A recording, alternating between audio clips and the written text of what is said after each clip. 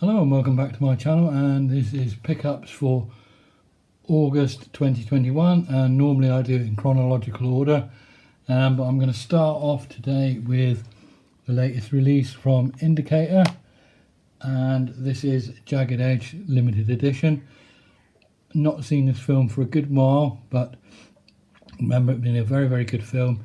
It was the sort of start of the erotic thriller, and it was written by Joe Esterhazy, who went on to get an incredible amount of money after this to write Basic Instinct. Basic Instinct might be the better film, but I think this one's got the better script.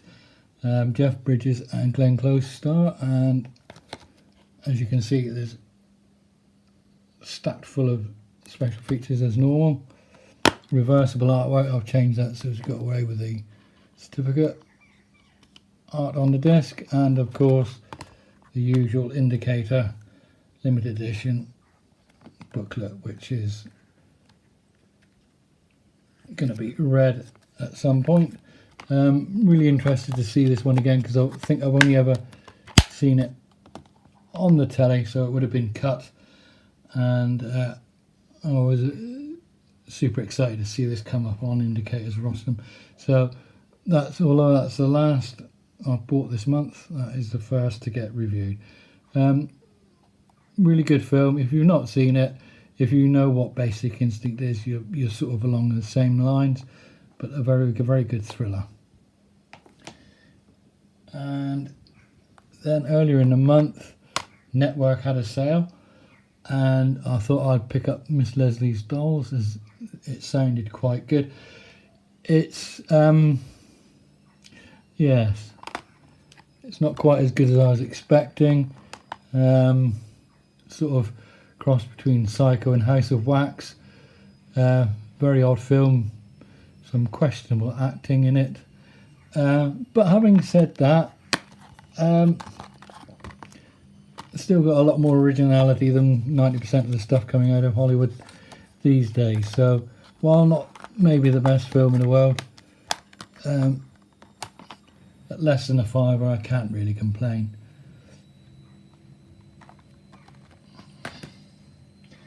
And then 101 were having a sale, so I picked up a couple of films I've wanted to see for a while. Just watched this the other day, quite enjoyed it. It's a sort of a coming of age film set in the 50s, about 58 I think. So you've got a pre-Rocky Stallone and a pre-Happy Days Henry Winkler. I thought it was very good. Very low budget. The film stock is quite poor, especially as a lot of it takes place at night. But it was, I thoroughly enjoyed it. It was no sort of surprises or anything. Just a nice sort of well-made hark back at the 50s, Lords of the Flatbush, sort of Grease without the songs, really. But yeah, really enjoyed that one. And the next one that I've not seen yet, and that's Stallone's Paradise Alley.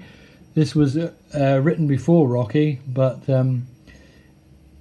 he couldn't get the finance for it, and after the success of Rocky, which he wanted to direct, but the studio obviously wasn't going to give it to a first-time director, he managed to direct, star and write in Paradise Alley, which is a sort of wrestling version of Rocky as far as I'm aware. Not seen this yet, but quite looking forward to it. There is a poster, and it's a 2-disc edition, Blu-ray and DVD, so looking forward to that sometime. Then I just had to pick up the Erotic Ghost Story. I missed the special edition on this, which sold out extremely quickly, far quickly than I was expecting. Slightly different artwork there. This is a very good film. I really enjoyed this. It's got some fantastic sets. Costuming, when the ladies are actually wearing them, are fantastic as well, and it's beautifully shot. It just looks fantastic, and the transfer on this film is one of the best I've seen. It is outstanding in places. It really is. Thoroughly enjoyed that one. And then as I was coming out of HMV, that this was at the desk for a cheap price.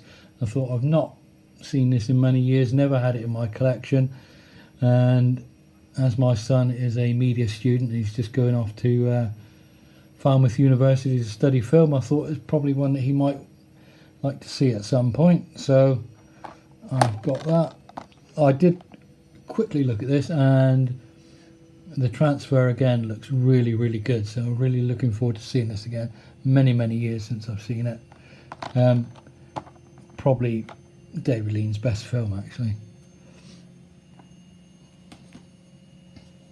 And although I wasn't ever going to pick this up, it was in such a good price at my local Tesco that, having recently seen Batman vs Superman limited edition or ultimate edition or extremely long edition or whatever the hell it's called, I thought, well, yeah, I'll pick this up, see what it's like. Very long, and it's in 2 parts and filmed in a 4:3 ratio for some reason, but that's okay. I can just look upon it as a sort of 80s TV miniseries and hopefully get the best out of it from that. Not expecting to. I'm not a really big fan of Zack Snyder's, but I do like Gal Gadot, so if it's got more of her in it, I'm up for it. Nice slip, by the way. And then I picked up 2 for 15 in the 88 films at HMV. I put these in my basket online, this one and the next one I'm going to show you, and a few hours later they'd gone out, so I thought, oh, I'll pop into Plymouth and see if they've got them in. Didn't expect them to be in there, but they had both of them there, so I picked them up. Now, this is cracking sort of sleazy police thriller. Unfortunately, this artwork's pretty poor. Bronson's all right, but these characters here, that's his daughter and his partner, his cop partner, are pretty bad. And I don't know what this Joker's doing here with his hands at 10 to midnight. Absolutely nothing to do with the film, and I think that artwork's pretty poor. It's something you might have done at art college, you know, when you're about 14 or 15. I don't like it at all. There is reversible art, but it's only a still from about the last 2 minutes of the film, so it's all dark and not very good. So unfortunately, 88 films, not the best packaging, but a pretty good thriller. Bronson's slightly different to his normal persona. He doesn't actually pull his gun till the last 5 minutes of the film, but a really good sleazy thriller. I enjoyed it. It says slasher classics. I suppose you could call it a slasher. It's more part slasher, part police procedural, but yeah, I really enjoyed that. And he made another one with J. Lee Thompson, the director, The Evil That Men Do, and that's quite good as well. So the other one I picked up was the 8 Diagram Pole Fighter. I don't know anything about this, but I did read a review on 88 Films site themselves, and the bloke was bigging this up, saying it's one of Shaw Brothers' best. So I thought I had to get it. Another cracking piece of artwork there from Kung Fu Bob's art. I really love his stuff. And there's what I imagine is the original Hong Kong poster artwork on the disc, and we've got Kung Fu Bob's art, cover art as a poster as well. So that's cracking. So for 2 for 15, I think that was pretty wonderful. And that is, oh, excuse me, not the camera. That is the pickups for this month. Got some really good stuff there. I'm really happy with what I've got. A nice variety, and I'm looking forward to what September will bring. Thank you for watching. If you liked it, please give it a thumbs up. If you're watching and not subscribed, please subscribe. My subscriptions are staying around about 215, 218 mark. It keeps going up and down by 1 or 2 every so often. I would like to try and get that a bit higher, so if you could subscribe and share, maybe let other people know what's going on. Hopefully in the future I'll be able to do a bit more content, but I'm a bit limited at the moment as what I can do. Once again, thank you for watching, and see you in the next one.